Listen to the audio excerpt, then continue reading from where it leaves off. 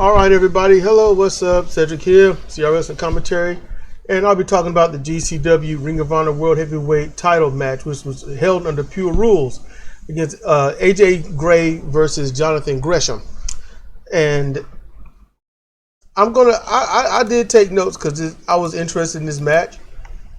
And I'm going to blast through these notes. So it was, as I already stated, and you can see on your screen, Jonathan Gray versus I got Jonathan Gresham versus AJ Gray in terms of who I saw get to the ring.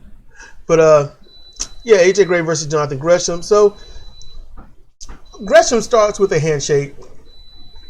Gray is not accepting it, so they start wrestling.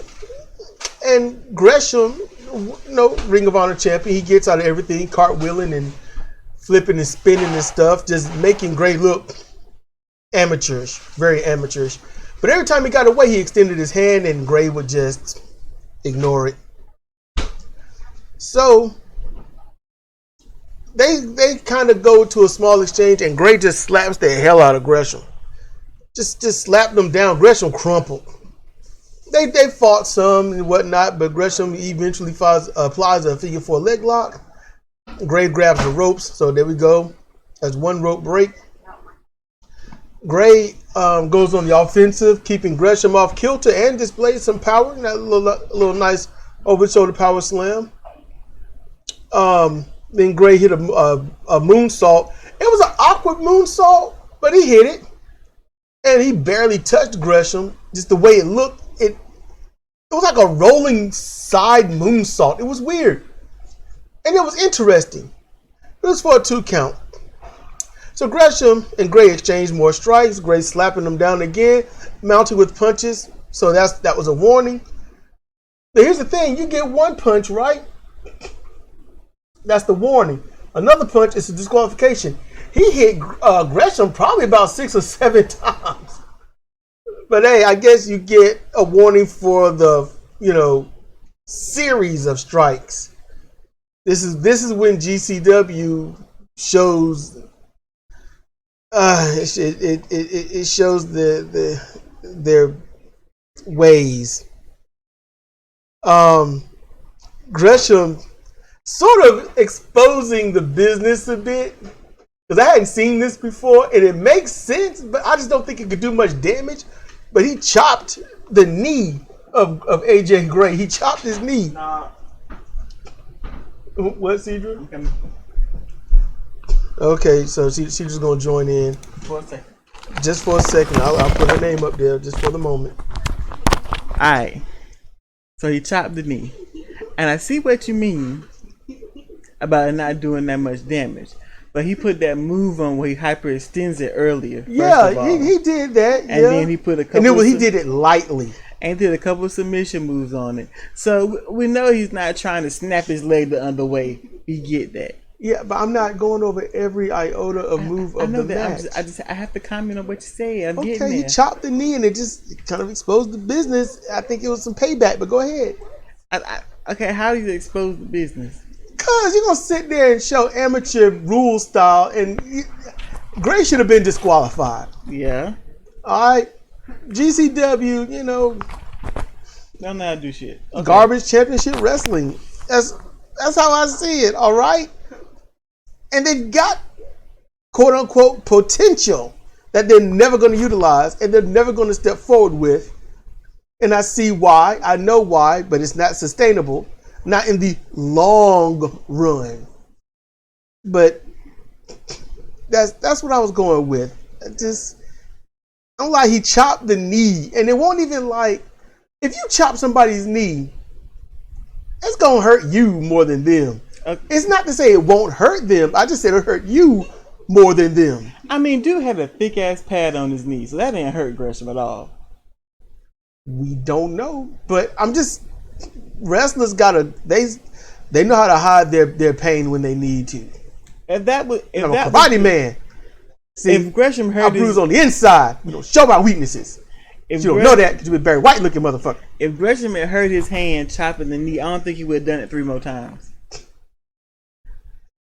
Yeah, just I'll That'd be be honest. like when Never he goes- seen Gresham do it, and Ring of Honor didn't last long enough for Gresham to do it per se. But Gresham, when he would chop in Ring of Honor, they would either actually hurt or they would sell. He chopped this dude. Dude was like, "What? I get stabbed in the chest with butcher knives every day." So the chop didn't do shit. He's like, "All right, then you hobbling on that he leg." buckled a little bit on that first one. No, he didn't. I ain't say fall down, but he showed a little. It must have been like some cosmic thing because I didn't see it. I was looking like hip down. He chopped him. I saw the leg go to the inside, and I just assumed he must have showed something on his face. He didn't show shit from the chest up. Okay. And so Gresham's like, "All right, then I know it is hurting. Chop him in the knee." Yeah, that's what I was talking about. He chopped him in I the knee. understand that. He went to the knee after the chest didn't work. Yeah, I was talking about him chopping you in the knee, not the chest. I'm talking about the progression of it. Okay. Because you were saying it exposes the business. I'm like, okay, if the chop, I'm not saying Gresham did bad in that. Don't get me wrong, y'all. What I'm speculating on is this: if the chop across the chest had worked, he might not have chopped the knee. But the chop across the chest didn't seem to work. That's not even the argument that I am on. I'm not arguing with you at all. Okay. Just let me. Yeah, you're on your thing. I'm like, okay, whoever you're talking to about the from chest to knee, I guess you're going through your thing. Okay, go ahead. Have fun. Okay, because you said twice that him chopping the knee exposed the business, and I it's okay. Let me pause what I'm saying. How? I can't. I've already said it twice. You've never seen him do it before, and nope, that wasn't it. The fact of that, the rules were. I'm like, the rules are stated. So dude punches should have been a disqualification. It wasn't, and so then it's like, let's help expose how dumb this whole program is, or how whatever y'all are. So he does something as Gresham does something as silly as chopping the knee, which I guess could be something, but it's like, let's match your silly with silly. Oh, that's what you're saying. Okay, I get why I wasn't getting it, because I don't find that shit silly at all. I think it was super fucking clever. It is. I enjoyed it immensely. If it was in Ring of Honor, and it's highly competitive, and it shows like a thing of desperation on Gresham's side, and he chopped dude's knee, and dude just buckled, okay. Yeah. I wouldn't even see it as this. But when you screw up the rules this bad and don't disqualify dude, and it's like, all right, I see what this is. You're not gonna shake my hand. We're in this up and coming shit kick promotion, and you're not gonna adhere to the rules. You're not gonna disqualify dude, or at least say you got your double warning. Anything else, you're disqualified or something. It was terrible. It was terrible, yeah, because you have to be. The Ring of Honor refs knew what they were doing. The Ring of Honor refs were on point for regular matches. Yep. They very rarely screwed up. So, and if you are a ref that's used to get the light tube running through his brain, then it's going to be kind of hard to be like strict rules for a pure match. Yep. I really think so. But when it comes to chopping the knee, it just I thought, see, it's all about where you. It's about who you are, where you are, and how sports or battle presented that they are. And GCW isn't sports or battle presented. That's the thing. It's just indie style to the maximum. And so I'm like, let's match your silly with this then. If it was in Ring of Honor, and as I said earlier, if it was a fight, a battle, and it's desperation, he chopped the dude's knee, I'd be like, oh my God, I probably would have fell out laughing. It would have been exposing the business. It would have been like when Benoit chopped Regal's forehead. And that's exactly how I saw it when he did it. I understand where you're coming from, because this shit kicked and you ain't got nothing for him anyway. The whole company. Yeah. I wasn't watching it in the context of the whole company's indie-rific. I'm watching it in the context of the match and what has happened up to this point and why that makes sense. So that's why I'm like, okay, I get what you're saying, but that's why I'm saying. I hear you, because I do that too. But here's the thing: I'm watching Jonathan Gresham in all of his glory versus Super Indie Man. I know that. The stench comes with it. I can't let go of what company he came from. When he was in Ring of Honor, I was like, this great dude, I'm going to give him a chance. You know, Effie, I was like, he's a garbage piece of shit. But in Ring of Honor, I was like, this dude he done impressed me. Yeah, they perform better. And now back in GCW, they perform like they are accustomed to perform. Very shit-tacular performance. It's obviously a choice. Yeah. What's acceptable there, that's what they do. I don't want to say the bare minimum, because doing shit to risk your life really isn't the bare minimum. But you understand what I mean when I say that. Yeah. And if you are professional and you know how to wrestle, you are you got a better chance of getting struck by lightning than to get killed, paralyzed, or anything else. You know, think of how many times D'Lo Brown has powerbombed, done that sit-out powerbomb, and then that one damn time. Because we watched it, I've seen it, I saw when it happened, I've seen him do it. Same powerbomb, you could put D'Lo Brown at a Swiss watch next to any other time he's done it. It's the exact same motion. It was just a freak accident. It was straight up freak accident. You know, usually when folks get paralyzed or fatally injured in the ring, it is some kind of freak accident. So, you know, it's just certain things. So, if you wrestle professionally, you know what you're doing. You ain't got to worry about injuries like that. You know, yeah, you're going to have your bruises, your bumps. You might have something broken when a small misstep happened, or you land the wrong way, or someone steps on your finger when they're trying to do something else, but they get your finger instead of doing it the other way, which I'm not going to explain, and the heel comes down on the wrong part of the finger and it's all messed up. You know, yeah, stuff happens. A side headlock paralyzed this guy.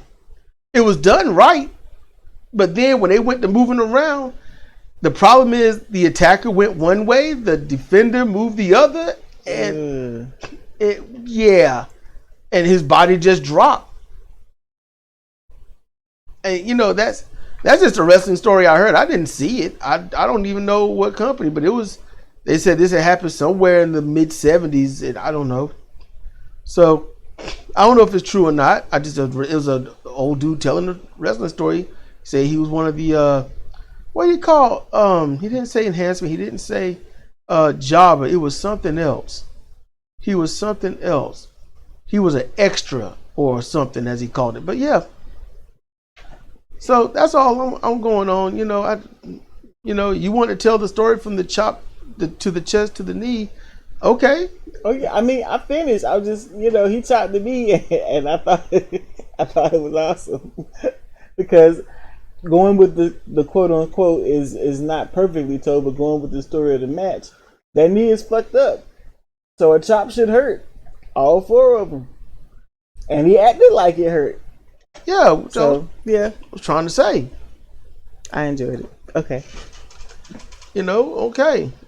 Find where I was and keep going through this. Let's see. Gresham hits a suicida con hito and gets Gray back into the ring. Gresham applies a figure 4 after a diving crossbody and a kick out. So Gray gets to the ropes on that figure 4. They exchange strikes with Gresham falling and popping up with an enziguri. Gresham with his elbow strike rush, but he does it. He's doing that, which, how can I say this?